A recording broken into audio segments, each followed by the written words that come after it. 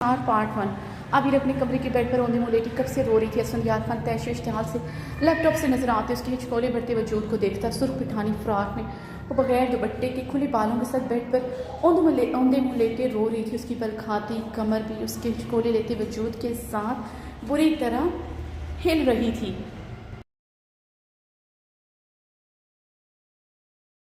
उसका यूं पागलों की तरह रोना आज असफंदियार खान की मर्दाना आना को तस्कीन नहीं पहुँचा रहा था, बल्कि उसे मुश्किल किया हुआ था। उसके रोने की वजह असफंदियार खान की ज़ात नहीं बल्कि किसी और की साथ थी जो असफंदियार खान से बर्दाश्त नहीं हो रहा था। असफंदियार खान ने गुस्से से फ़ोन उठाया, अबीर का नंबर मिलाया। मोबाइल स्क्रीन की बजती टोन पर उसने पास पड़े मोबाइल पर नजरें दौड़ाई, जहाँ असफंदियार खान का नंबर देख कर उसके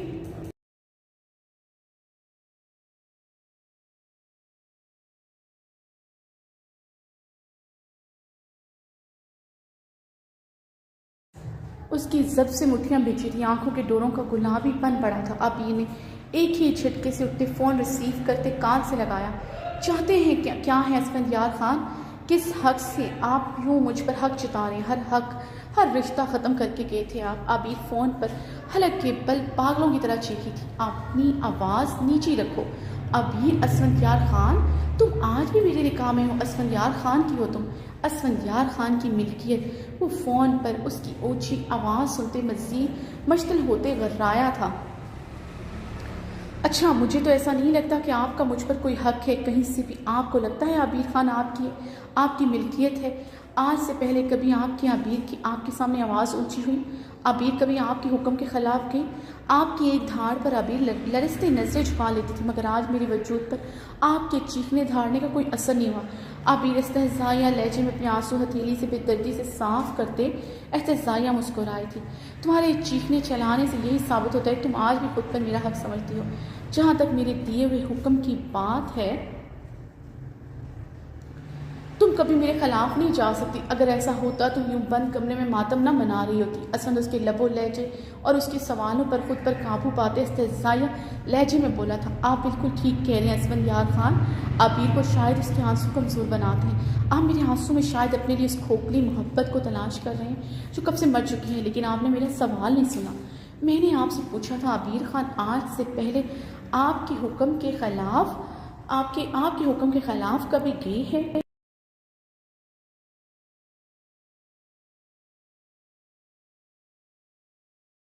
आबिर ने अपनी गुलाबी भीगी आंखें रगड़ते अपना सवाल दोहराया था। नहीं गई तुम कभी मेरे हुक्म के खिलाफ। असल लैपटॉप की स्क्रीन पर नजर आते उसके चेहरे के एक्सप्रेशन देखते चौंकते हुए सीधा हुआ था। ये सच था, आबिर खान ने उसके हुक्म पर अपनी पढ़ाई छोड़ दी थी। वो हवेली से बाहर कदम रखे गवारा ना था। वो डिप्लोमेट मर्द ना था, मगर आबिर के मामले में था। वो जानता था हुसैन करीब छोड़ देगा और वो उसके पीछे हवेली से बाहर कदम रखे गवारा ना था। सारी उम्र हवेली में सिर्फ उसकी बनकर रही। यही आबिर खान की सजा थी और यही असफंदियार खान की खुद की सजा थी। मुकाबिल के बिना रहना किसी अजाब से कम ना था। ये गुजरते वक्त के साथ असफंदियार खान को बखूबी मालूम हो रहा था, मगर उसे कभी आबिर के पास पलटना नहीं था। वो अपनी बात पर आज भी रोज़ अव्वल की तरह कायम था। मगर आबिर आपके हुक्म के ख़िलाफ़ आबिर आपके हुक्म के ख़िलाफ़ जाएगी। मैं बराक से मिलने जाऊंगी, जो करना है कर लें। मुझे शूट करवाना है वो भी करवा सकते हैं वहाँ पर, मगर आबिर खान आज हर हाल में बुराक से मिलेगी। आबिर ने अटल लहजे में कहते बेड पर बड़ी चादर अपनी शानों पर धाड़ी। आबिर वो फ़ोन पर धाड़ा था। असफंदियार खान, अपनी एनर्जी मत वेस्ट करें। एक शौहर अपनी बीवी को तलाक की धमकी देकर उसे अपने काबू करता है, या फिर दूसरी शादी की धमकी देकर औरत को अपने सामने ज़ेर करता है, उसे आग की तरह छोड़कर जाने की बात करता है। मोहब्बत करने वाली बीवी हमेशा अपने शौहर को खोने से डरती है, इसलिए उसका जायज़ नाजायज़ हुक्म मान लेती है। मेरे दिल से आपने सारे डर ख़त्म कर दिए। जो अभी एक मिनट आपके बगैर जीने का तसव्वुर नहीं कर सकती थी, वो पिछले 7 माह से आपके बगैर रह रही है। आपने मुझे एहसास दिलाया मैं आपके बगैर रह सकती हूँ। जो अभी 7 महीनों में दूसरी रातें और दिन असफंदियार खान की सांसों की खुशबू महसूस किए बगैर रह सकती है, वो 7 साल भी रह सकती है, 7 सदियाँ भी। मैं कभी दूसरी औरत आपके करीब बर्दाश्त नहीं कर सकती थी। मैं यही मेरी सबसे बड़ी कमज़ोरी थी, इसकी वजह से हमेशा आपके आगे झुकती रही, किसी दूसरी औरत के साथ आपको सोचते ही मेरा वजूद तंदूर की मानी दहकता था। अब एक साथ माँ आपको किसी दूसरी औरत के साथ सोचते दिन रात इतना जली हूँ कि मुझ पर कोई आग असर ही नहीं करती। आपने ये डर भी ख़त्म कर दिया, मेरे सामने ही कन्फेस कर चुकी हैं कि आपकी ज़िंदगी में दूसरी औरत मौजूद है जिससे आप दूसरी शादी करने वाले, या हो सकता है अब तक कर भी चुके हों और सारे हकूक़ दे भी चुके हैं। अगर शादी नहीं भी की तो यकीनन अमेरिका जैसे शहर में उसको अपनी गुर्बत ज़रूर मुहैया की होगी। वह रस्ते लबों से बोलते जैसे उससे दूसरी औरत के मतलब इस्तफसार कर रही थी। असल उसकी बातें सुनते चपड़े भींचते उसके चेहरे को बगौर देख रहा था, जहाँ दूसरी औरत वाली बात पर उसने अपना निचला लब एक बेदर्दी से कचना था कि खून की नन्ही नन्ही बूंदे आबिर के खून की नन्ही नन्ही बूंदें आबिर के नाजुक लबों पर आ ठहरी थी। असफंदियार खान सिगरेट से लगाए इस फोन से कुर्सी से टेक लगा गया था। उसे तो लगा था मुकाबिल को फ़र्क ही नहीं पड़ता, वो तो बेनाम मछली की तरह तड़प रही थी, किस तरह जल रही थी, तड़प रही थी। उसके लबों पर ठहरी खून की बूंदों से यहाँ था, तुम बिल्कुल ठीक कह रही, ऐसा ही है। असल ने सिगरेट का गहरा कश लेते इसके शाने पर एक तरफ लहरा दे सिल्की आबशार के बिखरे देखा था। वो अपने बाल खुले रखती थी क्योंकि बारात को उसके बाल छूना पसंद था। असल ने जलते सिलकते हुए आबिर को जलाया था, खुले चेहरे के साथ मर्दाने की थी।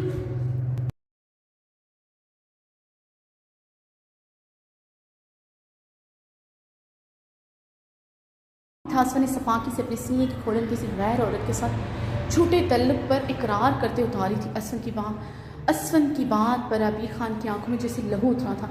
वो गहरे सांस लेते मुट्ठियाँ बींचती थी। आबिर ने मोबाइल फ़ोन बेड पर फेंकते अपने बाल मुट्ठियों में जकड़े थे।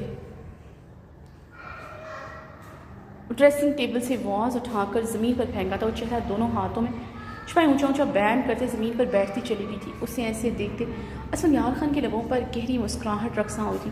वेनी में रहने वाली आबिर खान उसके लिए कितनी पोजेसिव थी असफंदियार खान खूबी जानता था। उसकी जुदाई बर्दाश्त नहीं कर सकती, उसके करीब किसी दूसरी औरत का साया नहीं। असफंदियार खान पर स्कूल होते से यूँ तड़पता देखकर 4 दिन से जलते तड़पते दिल को करार मिल गया था। जैसे आबिर ने ज़मीन से उठते अपने आंसू की दर्दी से साफ करते अपने सर से ढलकती चादर सर पर ओढ़ी थी और कमरे से बाहर निकल आई। उसे कमरे से चादर में लिपटा बाहर निकलता देखकर असफन ने गुस्से इश्तियाज टेबल पर मुक्का मारा था। सीढ़ियाँ उतरते नीचे आई थी। जरान को लाउंज में दाखिल होते देखती भागते उसके सीने से जा लगी थी। क्या हुआ आबिर? जरान ने उसके सिर पर हाथ रखे परेशानी से पूछा। आबिर में उसकी सांसें बसती थी। 7 माह में आबिर के लिए दिन रात परेशान रहा था। लाला मुझे बराक से मिलने जाना, उसकी तबीयत ठीक नहीं, आप मुझे ले चलें उसके पास। आबिर अपने भीगे लहजे पे काबू बांधे जरान की आंखों में देखते बोले।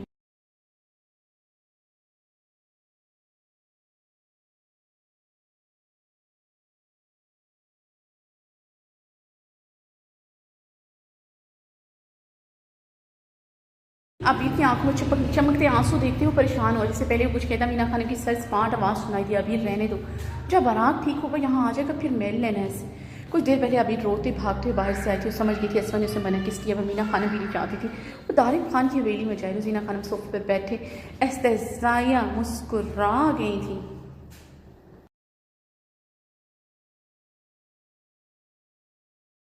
आपने पहले मुझे खुद इजाज़त दी थी, अब आप मना क्यों करिए? आप जानती हैं बराक मुझसे कितनी मोहब्बत करता है। आबिर ने सिसकारी भरते इल्तिजाया लहजे में कहा, क्योंकि तुम्हारा मोरे में सोया हुआ गैरत जाग गया जो हमारा बेटे ने जगाया।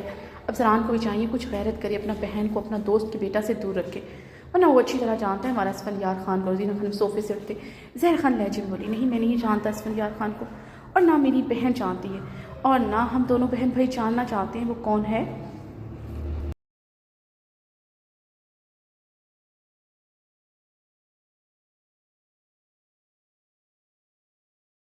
वीर बराक से मिलने जाएगी और इसमें लेकर जाऊंगा। असफंदियार खान के जो करना है कर ले, सांस मंजर बाहर बैठे जितना चीखना है चीख ले, अगर इसकी गैरत जागी तो उसे कहिएगा आज़ाद कर दे मेरी बहन को। जरान जवाब तंजिया मुस्कुराते बोला, हमारे बेटे का गैरत तब भी जाएगा जब तुम्हारा जाएगा। तुम्हारा बीवी भी सांस मंजर पार रहता है, जिस दिन तुम उसको तलाक देगा हमारा बेटा भी उसको तलाक दे देगा। जरान का चेहरा पल में सुर्ख होते इससे पहले कुछ कहता आबिर उसका हाथ मजबूती से जकड़ गई थी।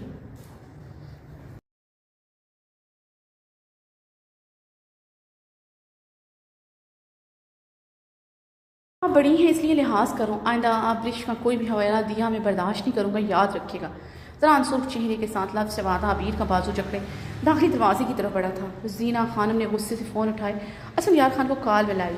रोज़ीना ये आँख लगा कर तुम्हें कुछ ना मिलेगा। अभी अमीना खानम तासुब भरी निगाह रोज़ीना खानम पर डालते चली गई थी।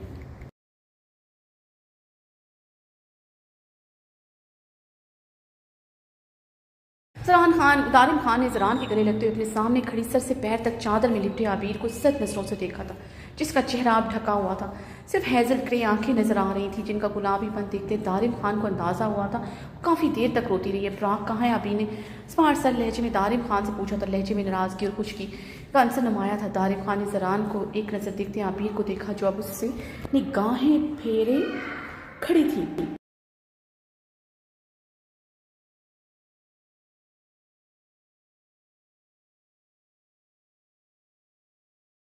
पर बमुश्किल काबू पाए खड़ा था, वरना अपने बेटी बराक पर मुकाबिल का साया भी बर्दाश्त नहीं। जिस तरह बराक ने कल रात रोते हुए अबीर के लिए गुजारी थी, वो कल से अपना फैसला ले चुका था, मगर ज़रान जिगरी यार था, अपनी दोस्ती की वजह से खामोश था। दिलवेज़ खानम इन्हें बराक के कमरे में ले जाएं। बराक की देखभाल के लिए रखी गई उम्र सीधा सी खातून को दारिम खान ने पुकारा। दिलवेज़ खानम असबाब में सर हिलाती बुराक के कमरे की तरफ बढ़ी थी। अबीर खानम इसकी हमराही में बुराक के कमरे की तरफ बढ़ी।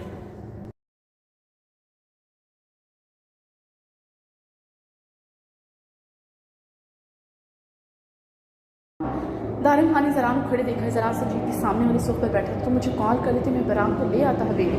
तुमने क्यों तकलीफ़ की? बराक की तबीयत को क्या हुआ है? ज़रान दारिम के सवाल को यकसर नज़रअंदाज कर गया था। समाई तो मेरी जीना खानम के लफ्ज़ गूंजे थे, वो मुश्किल खुद पर काबू पाया था। कल रात से बहुत तेज़ बुखार उतर ही नहीं रहा। दारिम ने परेशानी से माथा मसला था। उतर जाएगा, अल्लाह पर भरोसा रखो। ज़रान ने तुमते अपनी कर्ण कोट की पॉकेट में हाथ डाले मोबाइल फ़ोन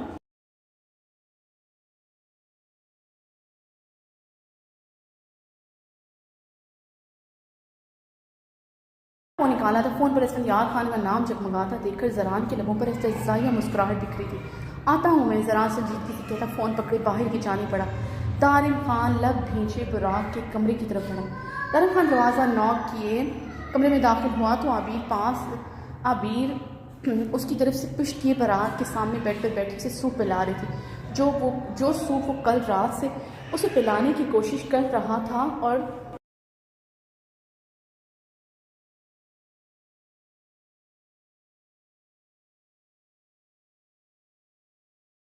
पी था, वो 5 मिनट में सामने बैठी गैर लड़की के हाथों से पी रहा था। मना किया था मेरे बेटे से दूर रही, फिर क्यों आई हैं आप यहाँ? दारिम की सर सपाट आवाज़ पर अबीर सूप का बाउल साइड टेबल पर रखते बेड से उठती दारिम की तरफ। वो अभी भी सर से पैरों तक चादर में लिपटी थी, अब चेहरे पर निकाब नहीं था। दारिम खान उसके सुर्ख सफ़ेद चेहरे को देखते नजरें चुरा गया था। उसकी आंखें नहीं, उसका चेहरा भी गुलाबी होता। वो शायद उसके संगीन लफ्ज़ों पर रोती रही है। वो मुकाबिल की अपने बेटे से सच्ची बेगर्ज मोहब्बत से बाखूबी वाकिफ था।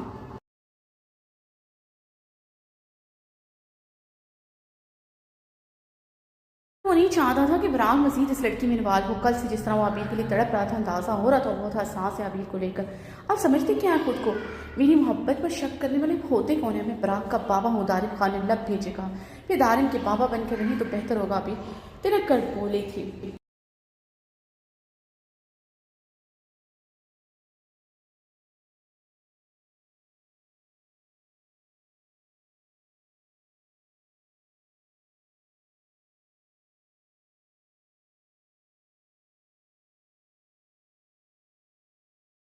कैसे मेरी मोहब्बत पर सवाल उठा सकते हैं? अगर मेरे साथ यही सब करना था, पहले दिन बराग को मिलने से रोकते। ना बराग को मेरी आदत पड़ती ना मुझे। फिर आप मानती हैं बराग आप सिर्फ की आदत है? आबिर की बात करते भड़का था। तो फिर आप भी जानते हैं आदत मोहब्बत से ज़्यादा जानलेवा होती है। आबिर भी जौवन भड़कते हुए बोली, वक्त बड़े लोग अपनी आदतें छोड़ देते हैं। तारीम तंजिया मुस्कुराया था।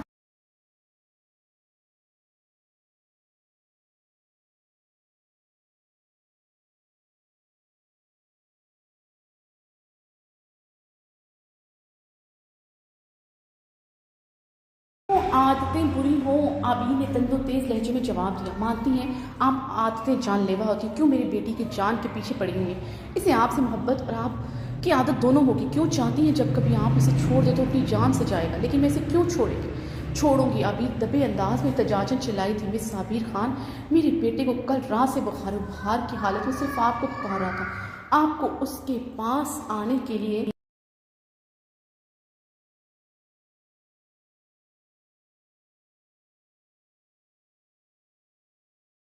के लिए रात और आधा दिन लगा इस बीच मेरा बेटा अपनी जान से चला जाता, फिर उसका कसूरवार कौन होता? दारिम ने सफाकी से कहते इस्तफसार किया, आप किस तरह ये बात कर सकते हैं? बहुत सफाक हैं। बराक की मौत वाली बात पर आबिर की आवाज़ में शबनम खुली थी। अपने बेटे के लिए लफ्ज़ कैसे बोल सकते? बेयकीन हुई थी। मैं सफाक नहीं हूँ, मैं सच कह रहा हूँ। आपसे जो बर्दाश्त नहीं हो रहा। मैंने आपने जान से प्यारों को खोने का दर्द महसूस किया है। अपनी जान से प्यारी बीवी को खोया है, अपनी माँ को खोया।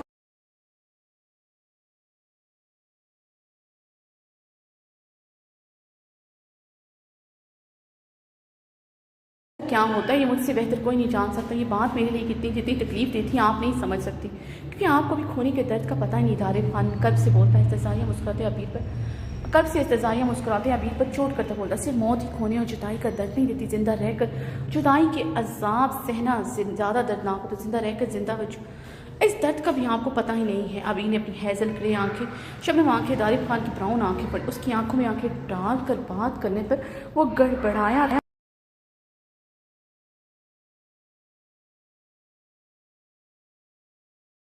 वाली लड़की इतनी कॉन्फिडेंस होगी वो सोच नहीं सकता। किसी भी एंगल से पहाड़ों में रहने वाली नहीं लगती थी। जोसन पहाड़ों में रहने वाली लड़की से भी बढ़कर था, मगर अंदाज शहरी लड़की जैसे शायद उसने इतनी कॉन्फिडेंट लड़की शहर में भी नहीं देखी थी। मिस साबिर खान दूर रही मेरे बेटे से।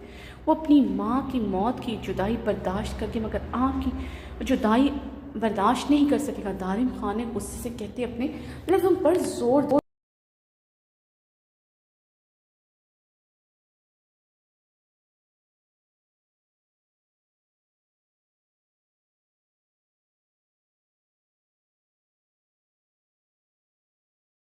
से छोड़ दूंगी। अभी चीखी थी, उसकी आवाज़ जल्जलों की जद में आई थी। बराक के बगैर रहना उसके लिए बहुत मुश्किल था।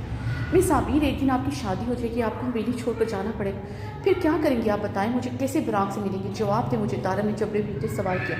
बेफिक्र ही, मेरी शादी कभी नहीं होगी, मैं हवेली छोड़कर कभी नहीं जाऊँगी। बराक मेरी आखिरी मोहब्बत है, मैं इसे कभी नहीं छोड़ूंगी, मुझ पर यकीन रखिए। आबिर अटल लहजे में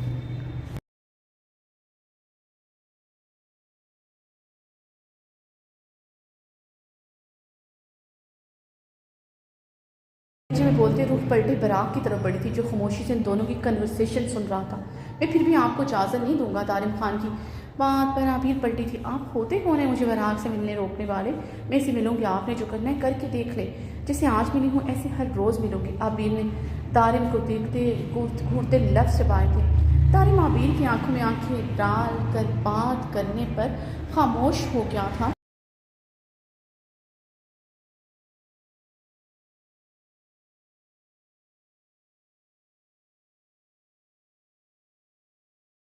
से देखते बाबा मामा के बाद आबी जानी आपको डांट कर खामोश करवा सकती है। प्राग की बात पर आबिर की रंगत शदीद सुर्ख हुई थी। दारिम ने भी अपनी नजरें चुराई थी। बाबा आप आबी जान से शादी कर लें, ये हमारे पास आ जाएंगी और हमें कभी छोड़कर नहीं जाएंगी। बराक की बात पर अब दोनों की रंगत सुर्ख हुई थी। एक दूसरे को देखते दोनों ने बराक को घूर कर देखा था। शट अप बराक, दारिम और आबिर बैक वक्त ऊंची आवाज़ में बोले थे। दारिम आबिर के खिफज़दा सुर्ख चेहरे को देखता जल्दी से कमरे से निकल गया था। आबिर अपने लब बेदर्दी से कुचलते बराक की तरफ बढ़ी। शहराम आईसीयू के दरवाजे से टेक लगाए खड़ा था, आंखों में जमा नमी। आरस पर बैरी थी अपने बच्चे बहारे को खोने का सोच के उसका दिल सूखे पत्ते की मानद कांप रहा था। बहारे के बगैर जीने का तसव्वुर भी नहीं कर सकता था। उससे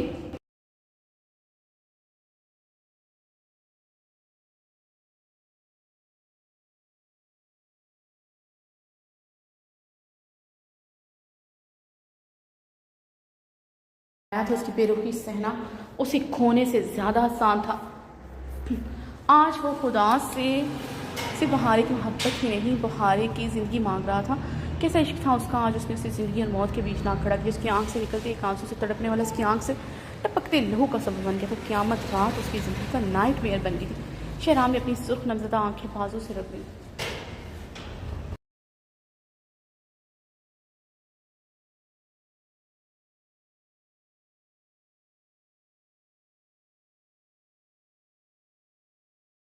वो दो औरतों के इमोशंस एक्सप्लॉइट हो गए थे। गले पर चाकू रखे उसकी बेबसी का फ़ायदा उठाया था, दूसरी अपने पेट पर पिस्टल रखे उसकी मोहब्बत को आजमाया था। वो इस रात निकाह करना चाहता, क्योंकि आयसर को अपनी वजह से मरता हुआ नहीं देख सकता। वो अपनी कलाई और हथेली काट कर साबित कर चुकी थी कुछ भी कर सकती, मगर इस रात वो बहारे के आने के बाद उसके पास नहीं गया था। आयसर बहुत पीछे रह गई थी। उसकी महरम उसकी बीवी जीत गई थी, क्योंकि शहराम खानज़ादा दिल से सिर्फ अपनी बीवी को चाहता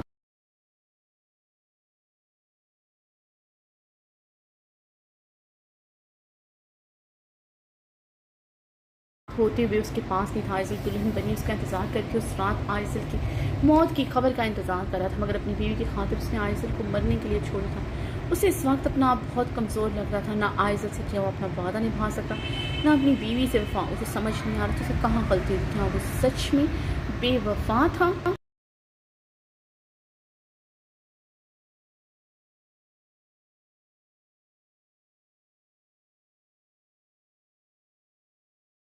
बेवफाई को सोचते 7 माह वो बहारे के साथ सामने मरने वाला हो जाता था। बहारे की हद से बड़ी पोजेसिवनेस और उसकी शदीद मोहब्बत देखते हुए परेशान हो जाता था। रातों की नींदें उड़ जाती थी। पल पल यह एहसास से चौके लगाता था कि बहारे को कभी उस रात के बारे में पता चल गया, घर सजाने की हकीकत मालूम हो गई तो क्या होगा। महबूब के नज़दीक बेवफाई की जस्टिफिकेशन नहीं होती और उसके पास कोई जस्टिफिकेशन रही भी नहीं थी। बहारे की बेतनाई बेरुखी की वजह से वो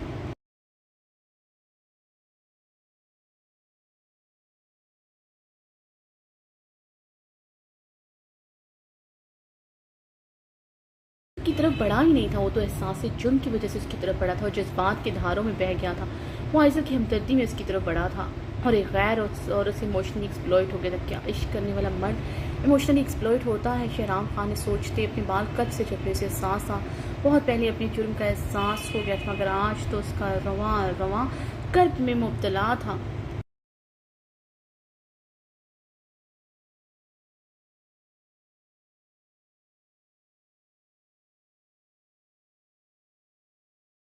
आइसर के घर में जर्मनी की टिकट्स भी भिजवाई थी, मगर आइसर की तरफ से कोई रिएक्शन नहीं आया था। ना उसने उस रात के बाद उससे शिकवा किया था, ना उससे किसी किस्म के सवाल जवाब तलब किए थे। आमना सोने होने पर सिर्फ शिकवा के नाम नज़रों से देखती। शहराम खान को आइसर को देखते सिर्फ अपने लफ्ज़ याद आते। मैं शहराम खान सादा दुरैद खान का बेटा हूँ, अपने लफ्ज़ों और कॉल से फिर जाऊँ ये हो नहीं सकता। अगर मैं अपने कॉल से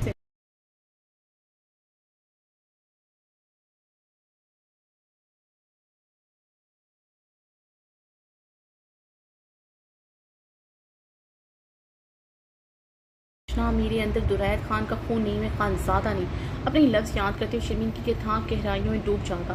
खानजादा खून था, अपने कौल और वादे से ना फिरने वाला। वो शहराम खान था, अपनी गर्दन कटवाना पसंद था, मगर खुद के लिए गाली गवारा न थी। उसे आइज़ल को देखते अपना वजूद गाली की तरह महसूस होता। उस रात के बाद आइज़ल से निकाह कर सकता, मगर बहारी की दीवानगी तड़प देखकर परेशान हो गया था। अपने कौलों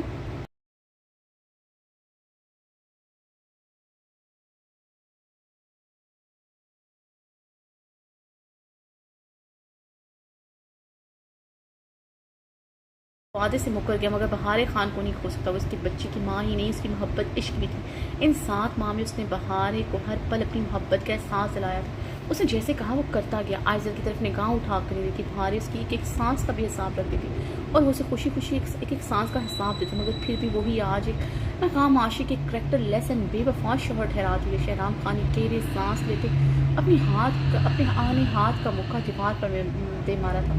वो बेबसी किताबों की इंतहा पर था, जिसकी वजह से उसकी मोहब्बत उसकी इश्क मौत के मुंह में थी। उसका बच्चा जिसमें उसकी सांसें बची, अगर उसे कुछ हो गया कैसे जिएगा। शहराम खान ने अपनी आंखों अपने बाजू से बेदर्दी से रखी। आइज़ल जो उसके सामने खड़ी कब से नम निगाहों से देखती अपनी सिस्कियाँ गले में गोद की थी, जिससे मोहब्बत इश्क का दावा किया जाए। क्या उसकी ज़िंदगी थी तंग की कर दी जाती है। ये कैसी मोहब्बत थी आइज़ल तुम्हारी, जिस पर शहराम की सांसें तंग हो गई। आइज़ल शहराम खान को देखते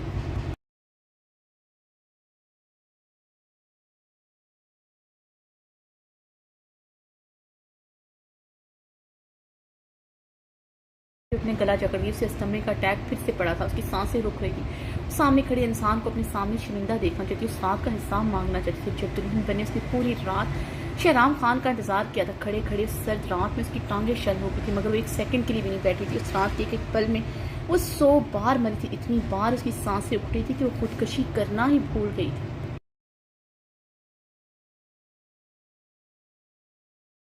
सच शहराम खान से अपनी उस रात का हिसाब लेना था। बहारे खान से शहराम खान को छीनना था, मगर आज सामने खड़े इंसान की आंखों से गिरते आंसू उसके दिल में उतर रहे थे। शहराम खान तो अज़ल से बहारे खान का था। 7 साल पहले भी उसकी आंखों में किसी का अक्स देख चुकी थी, बल्कि शहराम और बहारे की हकीकत के मालूम ना होने के बावजूद शहराम खान की आंखों में बहारे का अक्स देख चुकी थी, मगर वो अपनी मोहब्बत में खुद गर्ज हो गई थी। शायद हर इंसान हो जाता, आज भी वो खुद गर्ज थी। दिल का एक खाना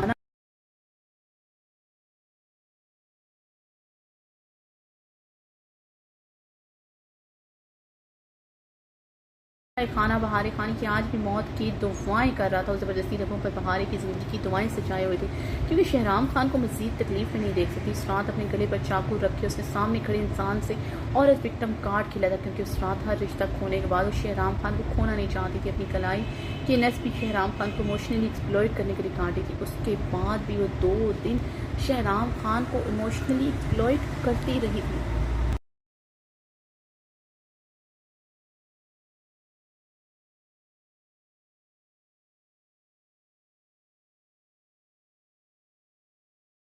समा उसका कोई नहीं था, वो मर जाएगी, उसे हर लम्हा एहसास दिलाती रही, मगर फिर भी वो उसका नाम के लिए सजाई स्टेज पर बहारे खान के घर ठहरा था। आइजल ने अपने कंधे से लटकते बैग से नीलर निकालते अपनी खुद की सांस को नील किया था। उसी असना में आईसीयू का दरवाज़ा खुला। डॉक्टर सबीन के बाहर आने पर शहराम और आइजल दोनों उसकी तरफ बढ़े। सबीन मुस्कुराए थे। डॉक्टर बहारे कैसी है? शहराम खान अपनी आंखें उंगलियों से मसलते बेचैनी से पूछा। वो बिल्कुल ठीक है, मगर होश में नहीं है। बच्चे को 24 घंटे इंक्यूबेटर में रखा, जो क्योंकि वक्त से पहले दुनिया में आ गई है। परेशानी वाली कोई बात नहीं। डॉक्टर सबीन ने शहराम की सुर्ख आंखें देखते मुस्कुराते हुए कहा, आइजल अपनी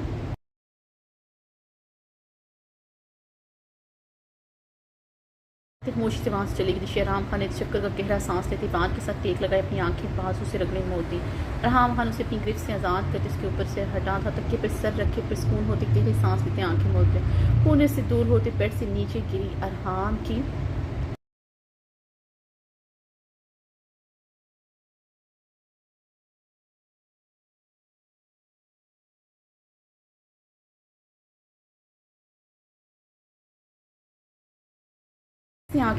इससे आगे की जो रिकॉर्डिंग है, जो लोग वॉइस ओवर सुन रहे हैं, वो मैंने स्नीक पीक में दे दी थी, और इसलिए मैं इस पार्ट की रिकॉर्डिंग नहीं कर रही। लेकिन जो मीन जो प्रोमो दिया था उसकी रिकॉर्डिंग हो चुकी है, आप प्रोमो में सुन सकते हैं।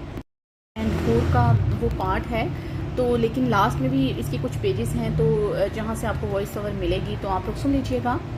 तो ठीक है, मैं अब वहाँ से रिकॉर्डिंग शुरू करती हूँ जहाँ तक प्रोमो नहीं था, मतलब प्रोमो से अगला जो हिस्सा है वो मैं वहाँ से रिकॉर्डिंग करती हूँ। तो जो लोग वॉइस ओवर सुन रहे हैं तो इजीली ढूंढ लीजिएगा। And I am so sorry, माजरत ख्वाह हूँ सबसे, बिकॉज रमज़ान का महीना है, तो मुझ पर बहुत ज़्यादा बर्डन है, और आज भी बहुत ज़्यादा बर्डन था। नेट का प्रॉब्लम और बहुत सारी चीज़ें ऐसी हुई कि मुझे जल्दी जल्दी काम करना पड़ रहा है। तो आई एम सो सॉरी। इंशाल्लाह ताला ईद के बाद रूटीन पे आ जाएंगे, तो आप लोगों को वॉइस ओवर सुनने वाले को प्रॉब्लम नहीं होगा, लेकिन आप लोग इसका वॉइस ओवर आप लोग स्नीक पीक में आराम से सुन सकते हैं।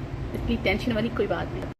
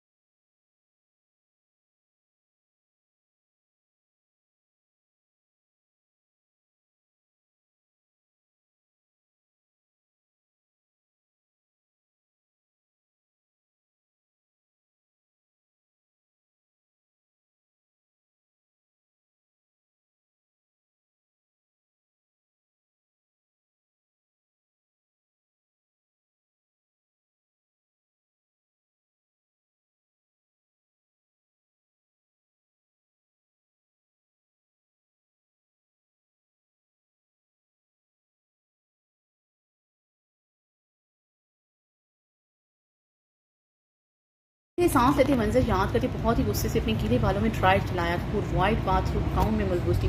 अपनी सिर की कमर से भी नीचे आते बालों को ड्रायर से ड्राई करी थी। रंगत में गुलाबियाँ से गिरी थी। क्रिस्टन ब्राउन आंखों की रंगत भी गुलाबी और थी। मिरर में अपने लंबे बालों को देखते पता नहीं क्यों बड़बड़ चल रही थी। सारा गुस्सा इश्तियाल वो अपने बालों पर उतार थी। आज भी इसका अपने बाल सैलून से कटवाने का इरादा था। उसकी पर्सनल स्टाइलिस्ट हमेशा घर ला कर उसे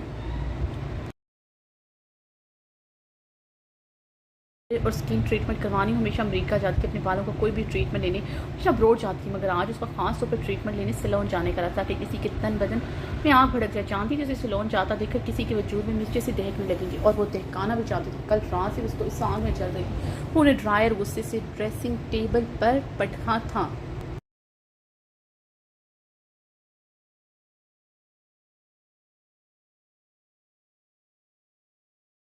आना तो उसे इतना गुस्सा क्यों आया था? सारी रात एक लम्हा नहीं सो सकी। सारी रात लाउंज में खड़ी होकर गुजारी थी। 7 माह में पहली मरतबा शामंशिल की बाहर उसकी गाड़ी नहीं थी। आंधी आए तूफान, हर रोज़ उसकी गाड़ी उधर मौजूद थी। कल रात से कहाँ है? और कल रात से सोच सोच कर थक गई थी। कल रात क्यों नहीं आया? वो ठीक थे। सारी रात लब काटती मुसलसल यही सोचती थी, अपने लबों को काट काट कर और हम पर गुस्सा उतार रही थी। उसे उसके लबों का छूना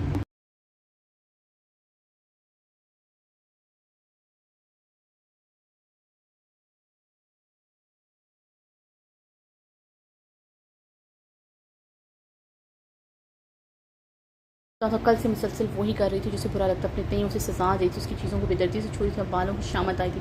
पूरे गुस्से से ड्रायर अपने बालों में फिर से चलाया था। देखते जाओ मिस्टर खान, मैं इन बालों की लेंथ कमर से भी ऊँची कराऊंगी। हाफ इंच भी कटे मेरे बाल बर्दाश्त नहीं थे। अब इनकी लेंथ 2-3 इंच छोटी कराऊंगी, और आप कुछ नहीं कर सकेंगे सवाए बेबसी से देखते ये सवा।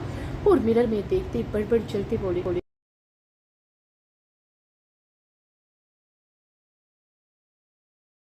कहाँ हैं आप मिस्टर खान? थक गए हैं लगता है। इतनी ही आपकी मोहब्बत थी, और आपने कभी मुझसे हर वक्त का वो चीप रोमांस हरून ने गुस्से से बोलते ड्राई ड्रेसिंग मिरर पे दे मारा तो क्यों नहीं आया?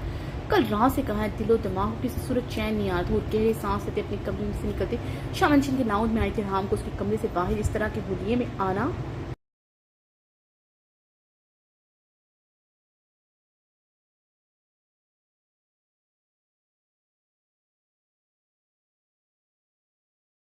बाहर आई थी। लाउंज में आते सुल्तान शाह सामना वो जो सोफे पर बैठे सगार पीते हूर को देखते, सगार जल्दी से बुझाते, अपनी आंखों की नमी अपनी उंगलियों से साफ करते उसकी तरफ बड़े बड़े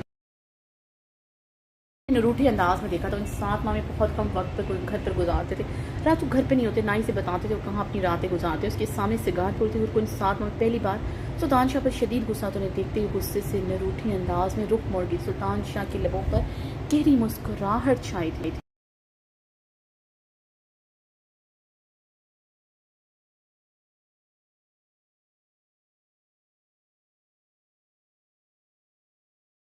मुस्कुराते हुए उसकी तरफ बढ़ते उसके मुकाबले लहू ने रूठी अंदाज में देखते घूरता। सुल्तान शाह ने मुस्कुराते उसके दोनों हाथ थाम कर उसकी हथेलियां चूम। मुझे पापा आई कांट बिलीव आप मेरे सामने वो चीप सिगार पी रही थी। उन्होंने अपने हाथ छुड़ाते गुस्से में मेरी जान आइंदा नहीं पीऊंगा, पक्का प्रॉमिस, इस बार माफ़ कर दो। सुल्तान शाह ने फिर से उसके हाथों को नरमी से छुआ था। पापा अगर आपने दोबारा सिगरेट या सिगार को हाथ लगाया मैं आपसे कभी बात नहीं करूंगी। उन्होंने गुस्से से अपने हाथ छुड़वाई। किसी का गुस्सा सुल्तान शाह पर था। अगर तुम भी रूठ जाओगे मैं कैसे जाऊँगा? ज़िंदगी बोझ है मेरे लिए, मगर फिर भी रोज़ अपनी ज़िंदगी की दुआ मांगता हूँ, क्योंकि अपनी भूल को इस बेरहम दुनिया के हवाले करना नहीं चाहता। सुल्तान शाह की भीगी आंखें और भीगा लहजा महसूस करते हुए उनके सीने से जा लगी।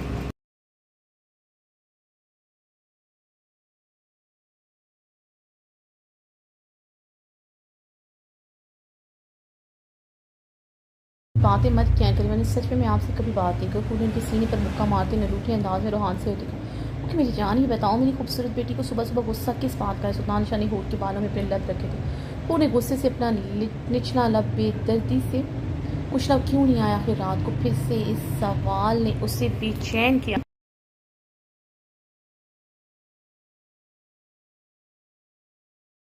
बताया आप रात भर कहाँ होते हैं और सिगार को हाथ क्यों लगाया? जानते हैं मुझे सख्त नफरत सिगरेट से। जिस चीज़ से मैं नफरत करती उसको आप कैसे छू सकते हैं? के सीने से सर उठाते रूठे अंदाज में पूछा। नेक्स्ट नहीं लगाऊंगा, अगर लगाया तो हो सुल्तान शाह की बात करते जो मर्जी सजा देना, अपने कमरे के बाहर घंटों खड़ा कर देना। सुल्तान शाह मबहम सा मुस्कुराए।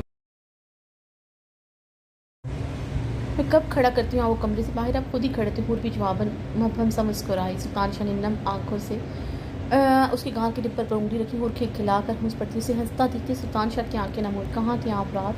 उन्हें अपना मखसूस सवाल दोहराया था जो पिछले 7 माह से हर दूसरे दिन पूछती। उसके सवाल पर हमेशा की तरह सुल्तान शाह लब भेजते खामोश हो जाते। उसे कैसे बताती कि रात अब हर रात अब मेहर माँ के साथ गुजरती थी।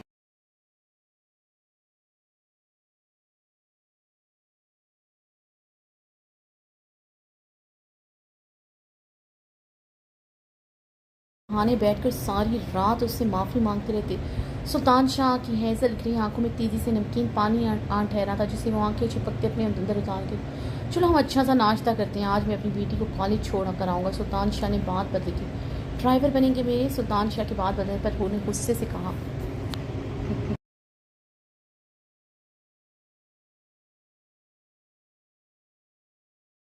ड्राइवर प्लस बॉडीगार्ड हो सुल्तान शाह का। सुल्तान शाह से बाजू भी हल्के हुए ड्राइंग रूम की तरफ बढ़े हुए बॉडीगार्ड लफ्ज़ पर अपना निचला लब बेदर्दी से पूछ रहा था कल रात क्यों नहीं आए। सवाल ने एक बार फिर से उससे बेचैन किया था।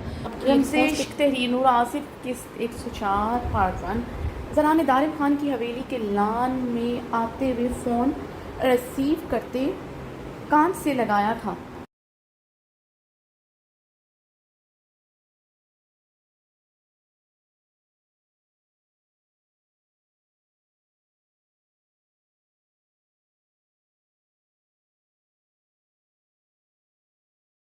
सात माह बाद असफंयार खान को आखिर ज़रान खान ज़्यादा की याद कैसे आ गई। ज़रान ने फ़ोन कान से लगाए इस्तेज़ाई अंदाज में पूछा। मिस्टर बनकर तुम्हारी गैरत मर गई जो अपनी दोस्त की हवेली में अपनी बहन को ले आए हो। असफन फ़ोन पर गर्राया था। अमेरिका में अपने अपार्टमेंट में मौजूद उसकी आंखें जब्त से सुर्ख हो रही थी।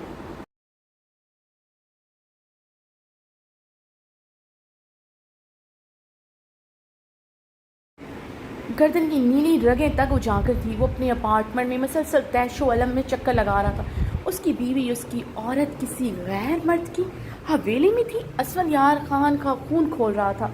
गैरत वाली बात कौन करे जो इस दुनिया का सबसे बड़ा ज़रान एहतजाया मुस्कुराते हुए लान में मौजूद केन की चेयर पर बैठा था। इस वक्त तुम सबसे बड़े भी गैरत लग रहे हो। हमारे यहाँ कब अब से अपने दोस्तों को हवेली की 4 दीवारी अबूर करवाई गई है जो तुमने अपने जैसे दोस्तों को हवेली की शक्ल दिखाई और तुम मेरी बीवी को किसकी इजाज़त से यहाँ लेकर आए हो। असफंयार खान फ़ोन पर तैशो इश्तियाल से चीखा था। असफन के सवाल और उसके चीखने पर ज़रान अपने कोट के अगले बटन खोलता गहरा मुस्कुराया। आज से पहले अपनी औरत को बदले में कब इस्तेमाल किया गया असफंयार खान? पहले तो मेरे सवाल का जवाब दो। जिस औरत को बदले की वजह से निकाह में लिया जाता है जिस औरत को बदले की वजह से निकाह में लिया जाता है उस पर हक इस्तेमाल नहीं किया जाता। इसलिए तुम इतनी दूर बैठे गैरत का राग अलापना बंद करो क्योंकि अपना हर हक तुम ख़त्म करके जा चुके हो। ज़रान ने ठंडे लहजे में कहते असफन को मज़ीद आग लगाई थी। वो ज़रान अपनी बीवी से लातल्लुक़ तुम हुए हो। मैं नहीं, अपनी बीवी को अपनी हवेली की 4 दीवारी में छोड़ कर गया हूँ। उस पर पूरी नज़र है मेरी। मैं 7 माह में एक लम्हा उससे गाफिल नहीं हुआ। आज उसने हवेली से बाहर कदम रखा और मुझे खबर होगी। अब सोचो तुम बड़े कि मैं। असफंयार खान अपने सामने कुर्सी को ठोक कर मारते तैशो अलम में पागलों की तरह चीखा था। अबीर सिर्फ उसकी औरत होती तब भी उसके खून में ऐसे ही शरारे फूटते। वो तो उसकी मोहब्बत, उसका इश्क थी। असफंयार खान का खून रगों में भड़कता जैसे बाहर आने को बेताब था। अबीर इस वक्त किसी गैर की हवेली में है। असफंयार खान के ऊपर जैसे गरम गरम सियाल मादा कोई अंडेल रहा था।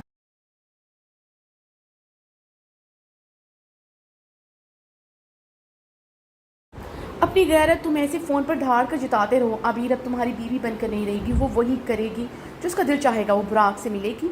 अगर इसे रोज़ यहाँ बुराक से मिलवाने के लिए लाना पड़ा मैं लाऊंगा। और हवेली के दरवाजे भी दारिम खान के लिए खुले रहेंगे। दोस्त है मेरा, यहाँ दिल में रहता है। ज़रान ने अपना सीना ठोका था। और तुम देखना अनकरीब में उसके लिए जनान खाने के दरवाजे खोल दूँ। दरवाजे भी खोलूंगा और तुम कुछ नहीं कर सकोगे सिवाय वहाँ बैठकर खाली स्क्रीन को घूरते रहना क्योंकि आबिर तब तक तुम्हारे कमरे में भी रहने का हक खो देगी। ज़रान ने सर्द आवाज़ में कहती असफंदियार खान को पागल किया था। वो वाकई में पागलों की तरह अपने बाल मुट्ठियों में जकड़ गया था। ज़रान कमरे में लगे कैमरों की हकीकत से वाकिफ़ था, वो नहीं जानता था, मगर इस वक्त तो असफंदियार खान उसके लफ्ज़ों में बुरी तरह उलझा हुआ था। बारूद जैसे बारूद भर दिए थे। क्या बकवास करे, क्या कहना चाहते तुम? असफन बाल मुट्ठियों में जकड़े गहरे सांस लेते हलक के बल चीखा था। असफन के यूं तड़पने पर ज़रान के लबों पर सुकून मुस्कुराहट रक्सा हुई थी।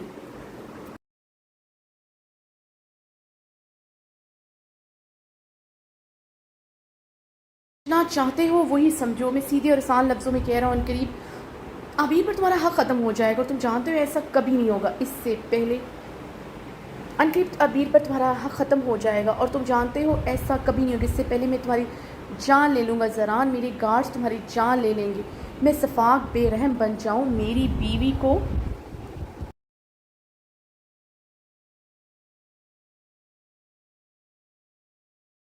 बीवी इसी लम्हे हवेली चाहिए। असफंदियार खान बुलबुलाते हुए दहाड़ा, मैं चाहता हूँ इस बार तुम अपना कहा पूरा करो। गार्ड्स के हाथों मरने का मुझे क्या मज़ा आएगा? मज़ा तो असफंदियार खान के हाथों से आएगा जब मुकाबला बराबरी की सतह पर होगा। अपना बदला पूरा करो, मेरे सामने आकर मेरी जान लो। बुज़दिलों की तरह बाहर छुप कर क्यों बैठे हो? इस बार तुम मेरे सामने आए, मैं तुम्हें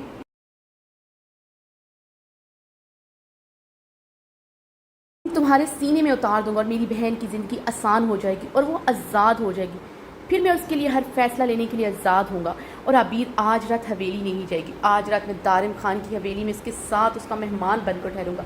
आबिर ब्राक के साथ इधर ही रहेगी। तुम्हारी औरत आज रात हवेली से बाहर किसी और की हवेली में रहेगी। अफसोस तुम कुछ नहीं कर सकोगे। में भी तुम्हें यहाँ आने में भी तुम्हें कम से कम 20 घंटे तो लगेंगे। अपना प्राइवेट जेट भी करवा डालो, फिर भी तुम जल्दी नहीं पहुँच सकते। ज़रान कहता फ़ोन बंद कर चुका था। ज़रान, तुम्हारी और तुम्हारी बहन की जान मैं अपने हाथों से लूँगा। असमा ने हल्के के बल चीखते अपने सामने पड़ी टेबल को पाँव से ठोकर मारी थी। वो उलटते हुए दूर जा गई थी। शीशा चिकना चूर होते ज़मीन पर बिखरा।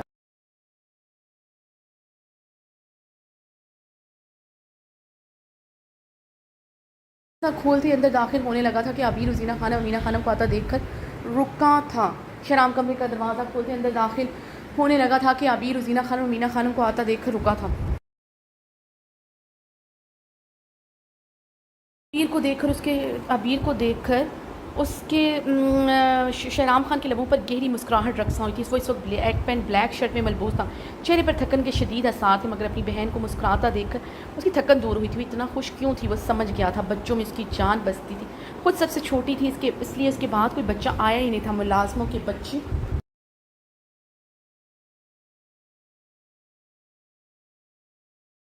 गोद में लिए बैठी रहती थी। बच्चों के लिए उसकी दीवानगी देखकर उसे छेड़ा करता था। उसकी शादी उस इंसान से करवाएगा जिसके पहले से बच्चे हों, ताकि आबिर को अपने शोहर की तरफ से मुंह दिखाई हुए बच्चों का गिफ्ट मिले। दूसरे लम्हे आबिर को देखकर रुख पलटे उंगलियों से अपनी नमज़दा आंखें मसलते मुस्कुराते हुए वो उसकी तरफ पलटा था।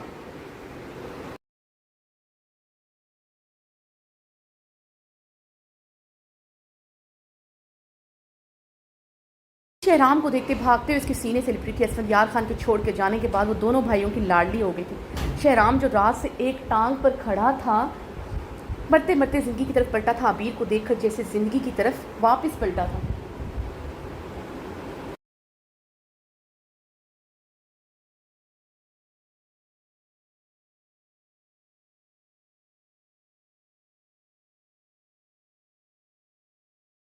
ओ लाला, अभी चहकते हुए शहराम के सीने से लगते बोली, मेरी आबी को भी मुबारक हो जो फिर से फुप्पो बन गई।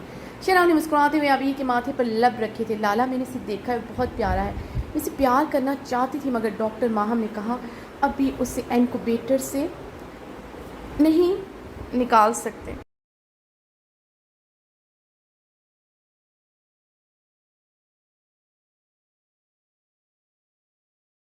एक दो दिन तक उसे रुकना पड़ सकता है, इसके बाद ही इसे गोद में लेकर जी भर कर प्यार कर सकते हैं। आबिर की बात पर शहराम मुस्कुराया था।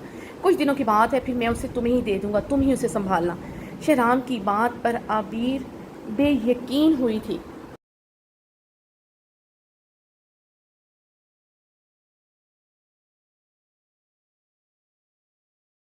हैं लाला आप मुझे दे देंगे बेबी? आबिर उसकी सीने से सर उठाते खुशी से बेयकीनी से पूछा। क्यों, तुमको क्यों देगा शहराम? अल्लाह हमारा बहारे को सलामत रखे, उसका माँ को सलामत रखे, वो है उसे पालने वाला। वैसे भी तुमको तो उस बराक के अलावा कोई नज़र नहीं आता, प्रीज़े तक नज़र नहीं आता। बहुत शौक़ है तुमको दूसरा के बच्चे का माँ बनने का, तो प्रीज़े का बनता माँ समझ नहीं आता।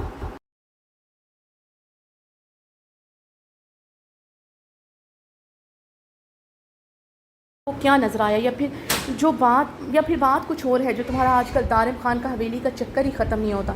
रज़ीना खानम तिलक कर बोली थी। क्या बात हो सकती है सिवाय उसके कि बराक मुझे बहुत प्यारा है, प्रीज़े से मैंने हमेशा मोहब्बत की है।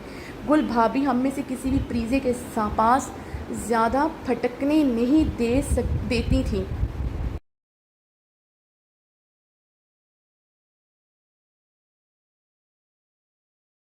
वो गुल भाभी ज़रा सा प्रीज़े को उठाने पर हवेली सर पर उठा लेती थी।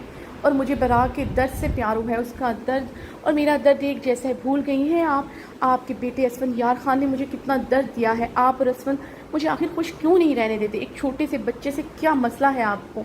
आबिर रोते हुए झंझलाई थी। आबिर के जवाब और उसके लहजे के भीगेपन पर रज़ीना खानम ने सटपटाते हुए शहराम को देखा, जिसकी आंखों में लहू उतरा था।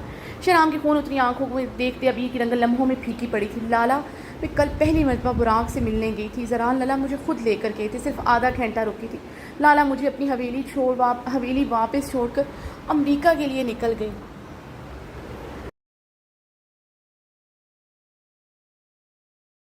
राम की शर्ट सीने से जगह लरसते लबों से वजाहत दी थी। रज़ीना खानम कल से उसके किरदार पर बार बार हमले कर रही थी। रज़ीना खानम की बात पर शहराम की आंखों में खून उतर आया था, इसलिए अभी ने खौफ से वजाहत दी थी। असफंयार के छोड़ जाने के बाद वो बज़ाहिर तो बहादुर बनी फिरती थी, मगर वो यूं ही हर किसी से डर जाती थी। उसका कॉन्फिडेंस और इज़्ज़त नफ्स पूरी तरह मजरूह थी। खुद पर एतबार तो जैसे रहा ही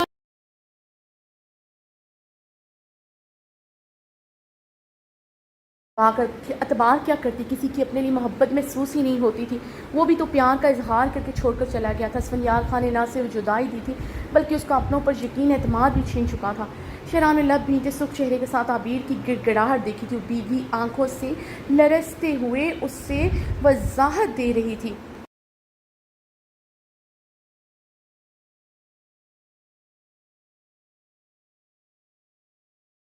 वो इस तरह शहराम के सामने जवाब देगी, यूँ असफंयार खान का नाम लेगी। इन्हें कहाँ आदत थी आबिर के आगे से बोलने की। असफंयार खान की हवेली में मौजूदगी में होते हुए गुलामों की तरह इनके काम करती थी। इनकी एक आवाज़ पर उनके सामने होती थी, बल्कि असफन की गैर मौजूदगी में इन 7 माह में इनकी गुलाम बनी रही थी। मगर अब वो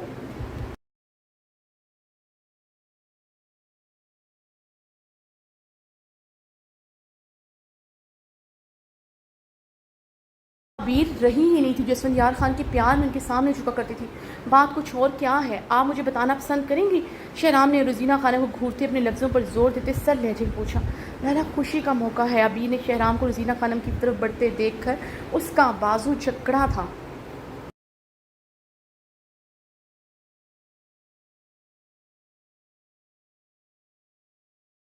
में कुछ लोगों को आदत होती है रंग में भंग डालने की। शहराम ने सख्त निगाहों से रज़ीना खानम को देखा तो रज़ीना खानम गिड़बड़ा गई थी। एक शहराम ही था जिसके सामने उनके हमेशा उनकी बोलती बंद हो थी। बहारे में उनकी जान बसती थी। जानती थी शहराम जिस दिन बिगड़ गया तो सब ख़त्म हो जाएगा। बहारे के लिए शहराम की शदीद मोहब्बत का भी हमेशा नाजायज़ फ़ायदा उठाया करती थी।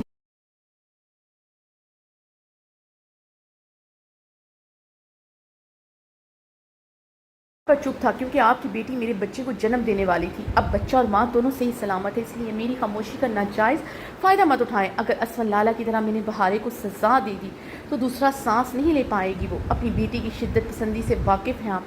किसी दूसरी औरत को उसके सामने नज़र उठा कर भी देख लिया तो उसी पल अपनी सांसें गिनवा देगी।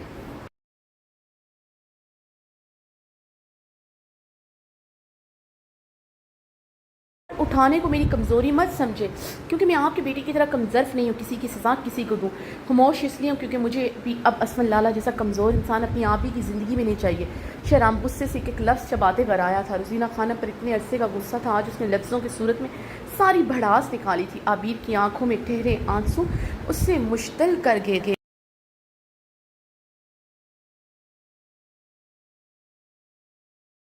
शहराम क्या करता है जाने दो, इतना खुशी का मौका। मीना खानम ने आगे बढ़ते शहराम को टोका था। मेरे बेटे पर, मेरी आबिर पर, मेरे मोरे का पूरा पूरा हक होगा, चाहे बहारे को बुरा लगे या अच्छा। गुल भाभी वो सब कुछ करती थी क्योंकि लाला को तमाम हकीकत से दूर रखा जाता था। अपनी बीवी के लिए अगर मैं सबके सामने खड़ा हो सकता हूँ, अपनी मोरी और आबी के लिए क्या कुछ नहीं कर सकता? आपकी बेटी को सर आंखों पर बिठाया,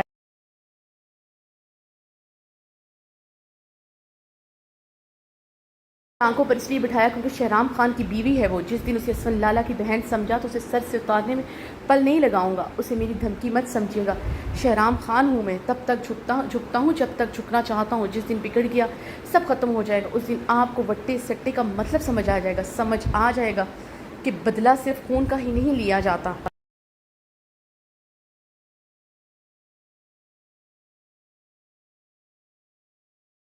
आइंदा मेरी आप ही के किरदार पर उंगली उठाई, मुझसे बुरा कोई नहीं होगा। शहराम ज़ीना खानम के करीब होती ने सर सुर्ख निगाहों से घूरते तंबिया अंदाज में बोलते गुस्से से वहाँ से वॉकआउट कर गया था।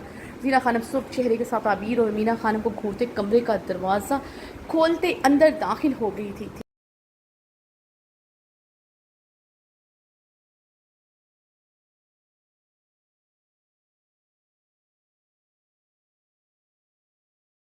तुम अपना दिल छोटा ना करो, मीना खानम ने आबिर की भीगी आंखें देखते कहा। नहीं मोरे, मैं तो बस ऐसे ही, लाला को अल्लाह ने बेटा दिया इसलिए रोना आ रहा, ये तो खुशी के आंसू है। आबिर अपनी आंखें दोनों हथेलियों से रगड़ते मुस्कुराई थी। अल्लाह तुम्हें भी जल्द प्यारा सा बेटा दिया। मीना खानम की दुआ पर आबिर की आंखों की नमी बढ़ी थी। मीना खानम अपनी ही दुआ पर शर्मिंदा हो गई थी। वो हमारा मतलब है, अमीना खानम ने जल्दी से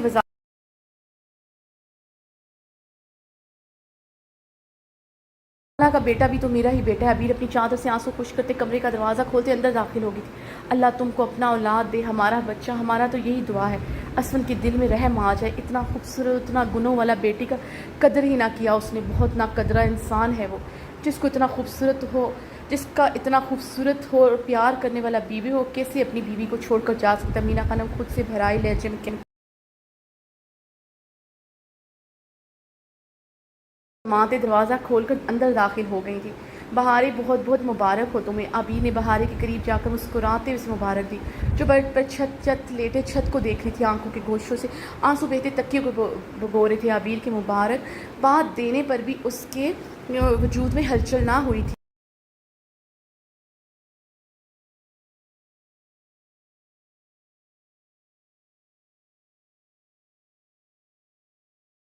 हाँ हुआ, तुम ठीक हो? तुम्हें दर्द तो नहीं? अबी ने बहारे के करीब होते उसके बालों में नरमी से उंगलियां चलाई।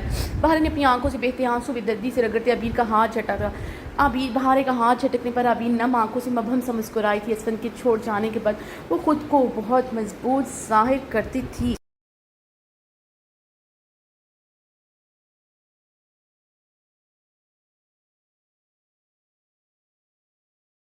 छोटी बातें बहुत उसे वाकई में सबकी छोटी छोटी बातें बहुत इफेक्ट करती थी। बीबी लम्हों में रंग फीका पड़ा था। क्या हुआ है, तुम ठीक है? मीना खान ने बहारे के सच स्पाट रवैये को देखते अपने अंदर का गुस्सा इश्तियाल दबाते हुए पूछा। बहारे बिना कोई जवाब की आंखें मोड़ चुकी थी। पलकों की बाढ़ से आंसू गिरते फिर से उसके तकिए को भगोने लगे थे। वो क्या तुझसे बात करती? आंखों के आगे वही मंजर चिपक गया था जब उसे सीने से लगाए खड़ा था। इतनी बड़ी बेवफाई, वो भी उसकी नज़रों के सामने। उसे ऐसा लग रहा था जैसे उसे आरे से कोई काट रहा हो। क्या हुआ बहारे, तुम्हें दर्द हो रहा है? शहराम को बुलाता है? अमीना खानम ने उसकी आंखों से बहते आंसू देखकर परेशानी से पूछा।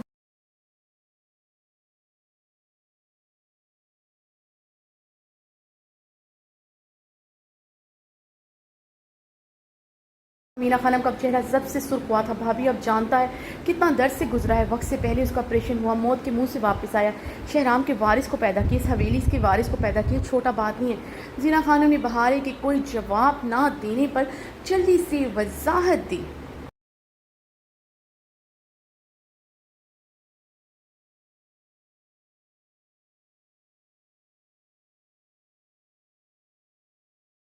हाँ हाँ, ठीक कह रहे तुम, इसने कोई अनोखा बच्चा पैदा किया है। और जिस दर्द की तुम बात कर रहे वो भी ठीक कहा तुमने, हमने बिना दर्द के ही बच्चा पैदा किया। मीना खानम तंजिया बोली थी।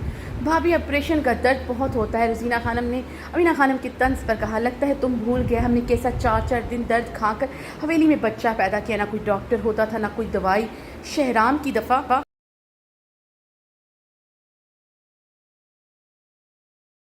मौत के मुंह से वापस आया। हम तो अगला दिन ही पूरा हवेली को देखना शुरू हो गया था। मजाल है सास ससुर का सामना कभी आवाज़ भी ऊंचा हुआ या फिर उनके हुक्म के बगैर दूसरा सांस भी लिया हो, लेकिन अब ज़माना बदल गया है क्योंकि हमारा लड़का लोग जन मरीदी करने लग गया है। ऐसा लगता है आजकल के औरत के पास वो कुछ अनोखा होता है जो हम औरतों के पास नहीं होता था।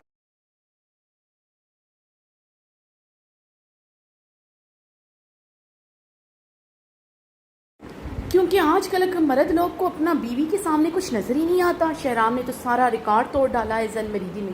अगर वो दिन रात जलमरीदी करता फिरेगा तुम्हारा बहू क्यों हमको मुँह लगाएगा? गलती बहारे का नहीं शहराम का है, इसलिए हम उसको क्या कहेगा। अमीना खानम ने गुस्से से तंजिया लफ्ज़ चबाए थे।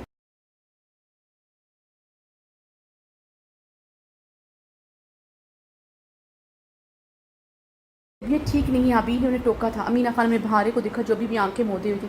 चेहरा जर्द हो रहा था, चेहरे पर ऑपरेशन की तकलीफ के साथ नुमाया थे। गहरा सांस लेकर रही थी। अबी के साथ ज्यादतियाँ देखकर वो अब अपना जब्त खोने लगती थी।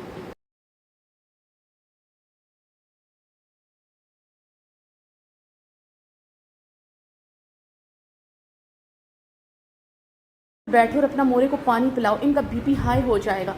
फिर शहराम बेचारा किस किस को संभालेगा? आगे बेचारा रात से एक टांग पर खड़ा है। जीना खानम की लहजे से शहद टपकते देखकर आबिर की आंखों में तहैयर फैला था। वो समझ गई थी शहराम की बातों का बहुत ही असर है, क्योंकि वो बदल जाएं ये नामुमकिन है।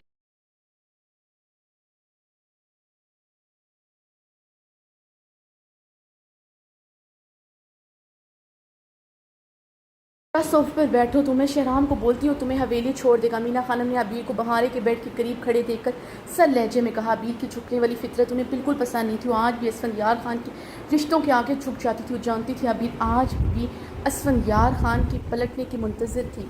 बदबख्त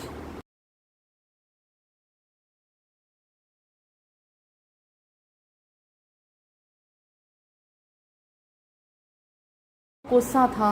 नहीं मोरे, मैं अभी हवेली में जाऊंगी, मुझे बच्चे को फिर से देखना है, उसे प्यार करना है। डॉक्टर माहम ने कहा है मैं इसे थोड़ी देर तक फिर से देख सकूंगी। अबीर की एक्साइटमेंट अरूज पर थी। अमीना खानम गहरा सांस लेते खामोश अमीना खानम गहरा सांस लेते खामोश हो गई थी।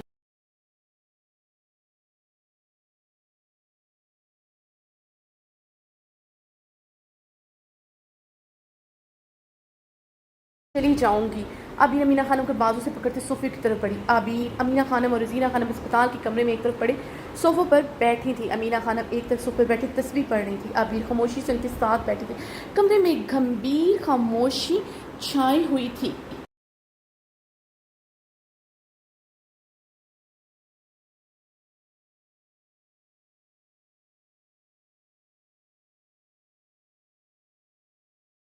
भारी आवाज़ तोड़ती और थोड़ी देर बाद बहारे से कुछ खाने का पूछती थी, मगर वो कोई जवाब नहीं दे रही थी। 7 घंटे बाद उसे होश आया था। 4 घंटे वो अंडर ऑब्जर्वेशन रही थी। डॉक्टर ने बहारे को सूप पीने को कहा था, मगर वो कुछ भी खा नहीं थी। ऐसे ही खामोशी से लेटी थी। ना स्टिचेस में दर्द का कह रही थी, ना करवट ले रही थी।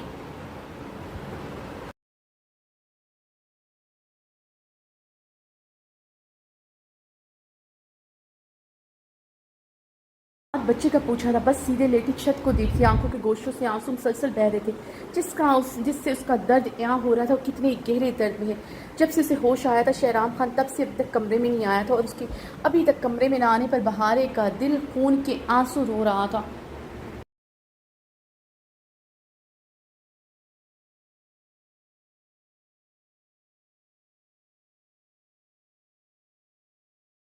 वो खुद उसकी शक्ल नहीं देखना चाहती, मगर उसका कमरे में ना आना उसे तकलीफ दे रहा था। शायद बच्चे के आने के बाद उसे उसका जो ख्याल था वो भी ख़त्म हो चुका था। वो खुलकर अपनी असलियत ज़ाहिर करने वाला था।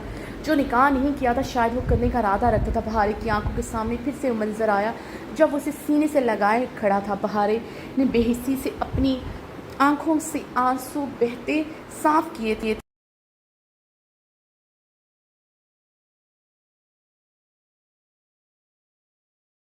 जलन बढ़ती जा रही थी। बेवफाई की कैसी तकलीफ़ होती है, उस तकलीफ़ से पहले भी गुजरी थी, मगर बेवफाई करते देखा पहली मरतबा था। और कैसी तकलीफ़ थी इस सितमगर को किसी और के साथ देखकर वही जानती थी। यहाँ तक कि अपने बच्चे को भूले सिर्फ इस सितमगर की बेवफाई को सोच रही थी। और जितना सोच रही थी उतना तड़प कर जैसे मर रही थी। उतना जितना सोच रही थी उसे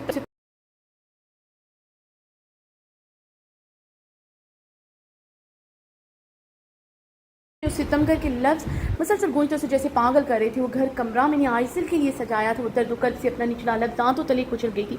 आंखों से गर्म से आल शिद्दत से बहा था। इसी असना में शहराम दरवाज़ा खोल कर अंदर दाखिल हुआ था।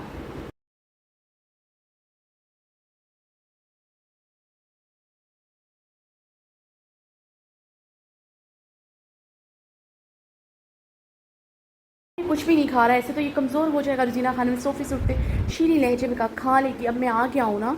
शहराम ने बहारे को गहरी निगाहों से देखा जो उस पार से छत को देख रही थी। वो अपने भारी कदमों की रफ्तार से बहारे की तरफ बढ़ा। उसने अभी भी उसकी तरफ निगाह नहीं की थी, मगर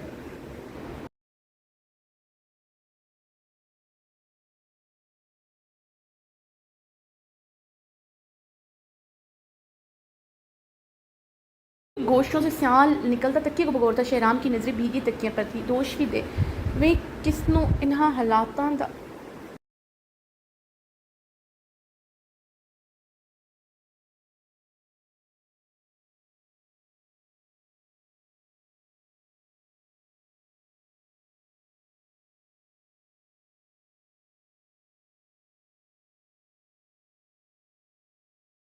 मार डाले बहारे को देखता जब आंखें मोड़ चुकी। शहराम ने इसकी तरफ बढ़ते चुपते हुए उसकी पेशानी पर अपने लब रखे थे। बहुत शुक्रिया इतना खूबसूरत तोहफा देने का। शहराम ने इसकी आंख के गोशों से अपनी उंगलियों के पूरे से नरमी से बहते आंसू साफ किए।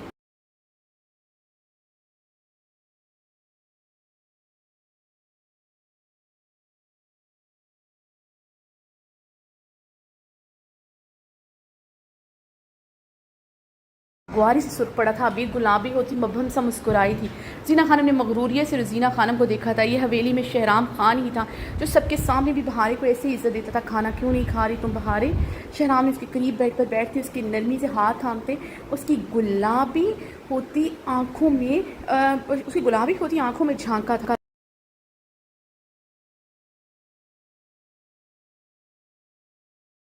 अपना हाथ छुड़वाते अपना चेहरा फेरा। शहराम कुछ पल से देखता रहा, फिर उसका चेहरा ठोरी से पकड़े अपनी तरफ फोड़ा। उठो, थोड़ा सा सूप पी लो। शहराम ने नरमी से कहते बेड के साइड पर लगे बटन को प्रेस किया था। बेड थोड़ा सा ऊंचा हुआ था। शहराम ने बगौर उसका चेहरा देखा। चेहरा जर्द हो रहा था, बाल बिखरे थे, आंखें सुर्ख और मतोम थी।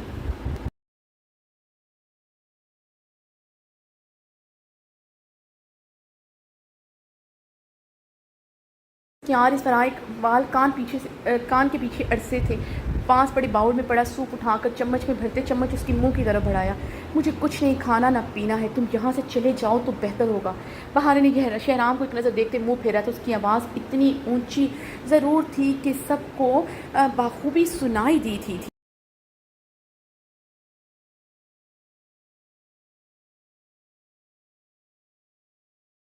बहुत एक गहरा सांस लिया था। रज़ीना खानम चिस हुई थी। अबी ने पेशानी से बहारे को देखा। शहराम ने इसकी ऊंची आवाज़ पर बाउल साइड टेबल पर रख के अपनी हल्की गली पर हाथ फेरा। हमारे बीच जो कुछ भी है हम अकेले में सॉर्ट आउट कर देंगे। मोरे और मेरी बहन के सामने तमाशा मत लगाओ। शहराम ने गौर देखते आस्ती से मगर काफ़ी सर्द आवाज़ में कहा।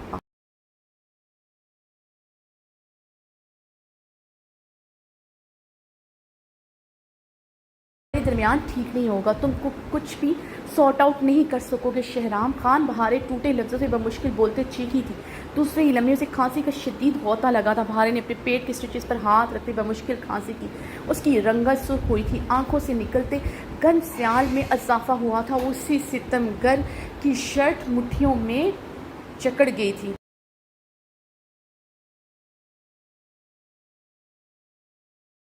सामने से करीब हो तो उसका हाथ चकरा था। उसे इतना बुरा खांसी का दौरा पड़ा था। रज़ीना खान अमीना खान सोफ़े से उठते जल्दी से बहारे की तरफ बढ़ी। शहराम खान ने साइड टेबल से खांसी का सिरप उठाते उसका ढक्कन खोलते बहारे के लबों से लगाया जो बहारे ने शहराम के हाथों से लेते ज़मीन पर फेंक दिया था।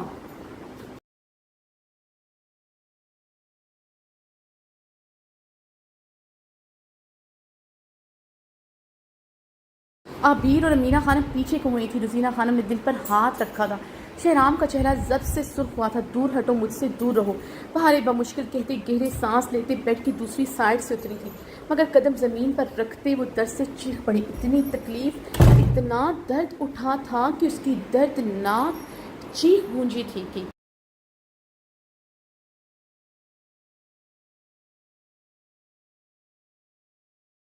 जो सुर्ख चेहरे के साथ नजरें झुकाए बेड पर बैठा अपनी मुट्ठियां भींचे हुए था। भारी की दर्दनाक चीख पर वो तेजी से उसकी तरफ बढ़ा था। वाकई में उसे लिए शिद्दत पसंद थी। वो अपने पेट पर लगे स्टिचेस ही भूल चुकी थी। अब वो पेट पर हाथ रखी चीख रही थी, बहारे मत करो खुद पर जुल्म, तुम्हारा ऑपरेट हुआ है। शहराम ने सुर्ख नमजदा आंखों से उसे देखते कहा तो उसे थामा नहीं था।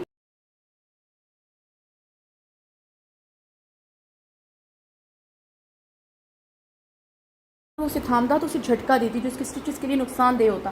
भारी बमुश्किल कदमों पर खड़ी अपने स्टिचेस पर हाथ रखे चीख रही थी। टांके कच्चे थे, यकदम खड़े होने पर शदीद खचाव और दर्द हो रहा था। मरने वाली हो गई थी। जीना खानम बहारे की तरफ जल्दी से बढ़ी। आबिर तो बहारे की हालत देखते लरसते हुए रो रही थी। अमीना खानम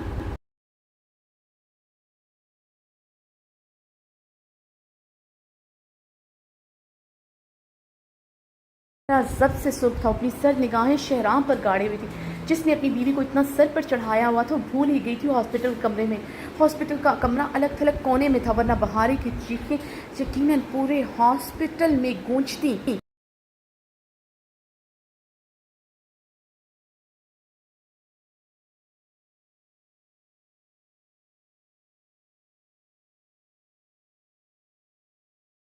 ला कर दे, मुझे हवेली जाना है, मुझे अब यहाँ नहीं रहना, बहारी ने रोते हुए कहा। शहराम ने परेशानी से माथा मसला था। इस बात को छोटा नहीं समझ रहा था, जानता था भारी का रिएक्शन बहुत सख्त होगा, मगर इतना ज़्यादा होगा वो नहीं जानता था। वो तो जैसे मौत को गले से लगाए हुए थी।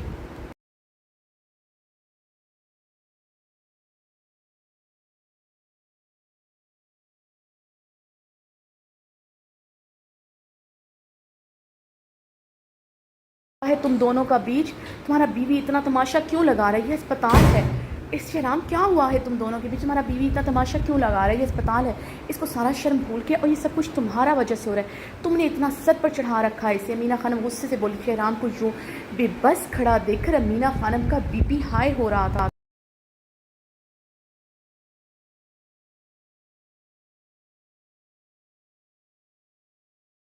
हुआ इसकी तबीयत ठीक नहीं, इसकी हालत देखें आप, मैं देख लेता हूँ उससे। शराब ने लब नीचे बहारे को कर्ब से देखते कहा, जो मरीज के सफ़ेद लिबास में मलबूस थी, रंगत जर्द थी, बिखरे बाल, आंखें मुतर्म और गुलाबी थी, अपने पेट पर हाथ रखे उस सिसकी और से रो रही थी। शराब ने जब से अपने बाल मुट्ठियों में जकड़े थे।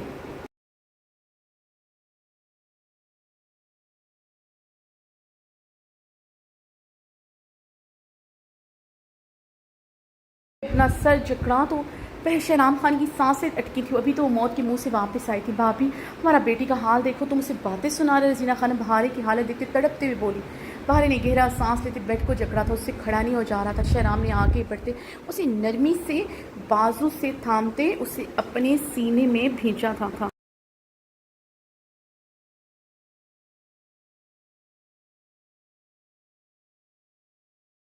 चक्र से कमर में हाथ डालते अपने सीने में भींच गया। बाहर गहरे सांस लेते दर्द से कहराते शहराम की शर्ट को मुट्ठियों में जकड़ गई थी। मेरा बच्चा मुझे ला दो, मैं इस पर तुम्हारा साया नहीं पड़ने दूंगी। भारे ने शहराम की आंखों में देखते नफरत से अटल लहजे में कहा।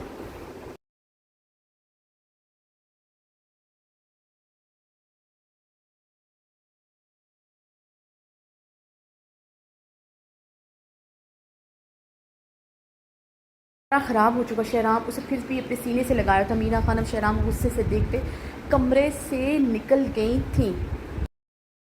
को देखते शहराम के सामने नजरें झुका गई थी। लाला, मैं डॉक्टर को बुला कर लाती हूँ। अभी कहती कमरे से निकल गई। ला दूंगा मैं तुम्हें तुम्हारा बच्चा, ले जाना उसे मुझसे दूर। अभी तुम यहाँ बैठो। शहराम ने उसकी कमर सहलाते उसे नरमी से जकड़े ब मुश्किल बेड पर बिठाया। बहारे बेड से टेक लगाए दर्द से रो दी थी। शहराम कुछ पल बहारे को रोते हुए देखता रहा था, फिर अपनी सुर्ख आंखें मसलता कमरे से निकल गया था।